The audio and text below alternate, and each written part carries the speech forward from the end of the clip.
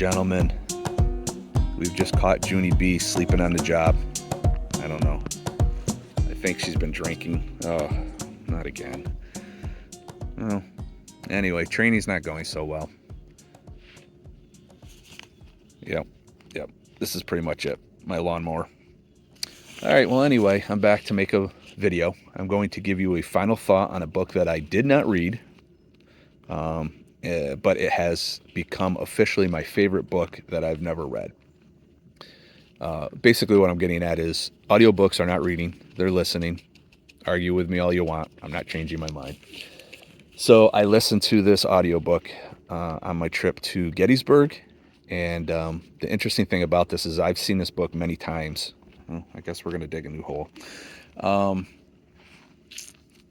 I've seen it many times in little free libraries, and I've always picked it up, looked at it, and then put it back. And I don't know why I didn't grab it, but I wish I had at this point, because I would have rather read this than listened to it, I guess. Although the audiobook is super good.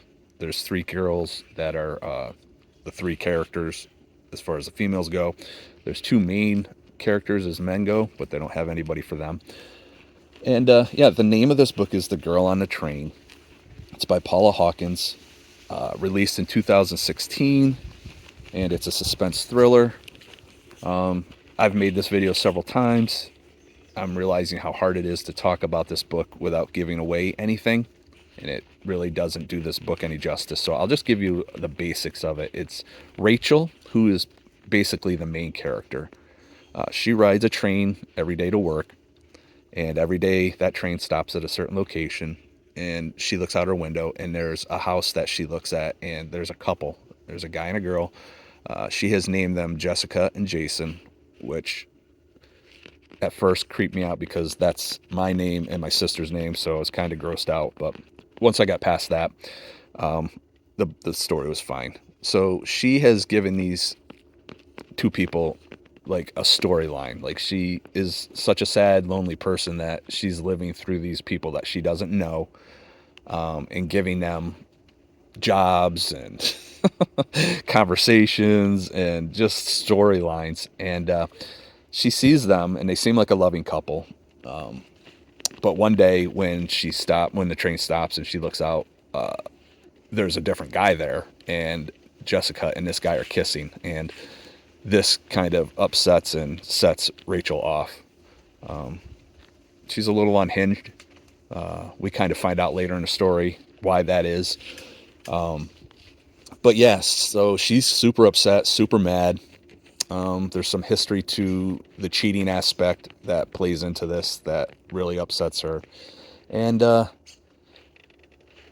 so that's where the story starts. Her seeing this woman kissing another man. And something happens in the story, and Rachel can't let this whole thing go and kind of gets involved with the whole thing. And there's a whole bunch of twists and turns. Like I said, there's 3 female characters and 2 male characters, and they're all kind of intertwined.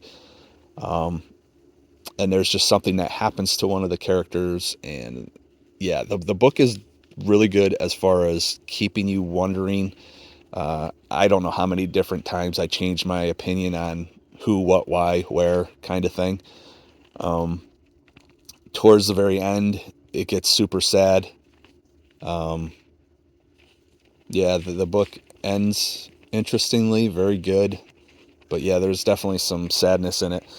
But yeah, wow, look at that. She's done a pretty good job. This is hole number 3 in the yard. Great. I don't want to give away any more than that, because anything I say is just going to spoil that certain part. But there's just so many of them that I guess I could spoil something, and it wouldn't give away the entire story. But anyway, I'm highly recommending this. Let me know if any of you have read this. I would recommend the audio version of it. The one of the characters, absolutely love her voice. I fell in love with that character more because of the voice than anything else. So yeah, I'm going to recommend it. Junie B is probably going to get a bath. We're going to have some disciplinary actions with this drinking on the job thing. But maybe she's trying to bury the bottle. trying to get rid of the evidence. But yeah, I think we're going to wrap it up. Hope everybody got a fill of Miss Junie B. And hopefully I didn't ramble too long. We're at 5:12, calling it a video. If you made it this far, I appreciate it. And we will talk at y'all later. Bye.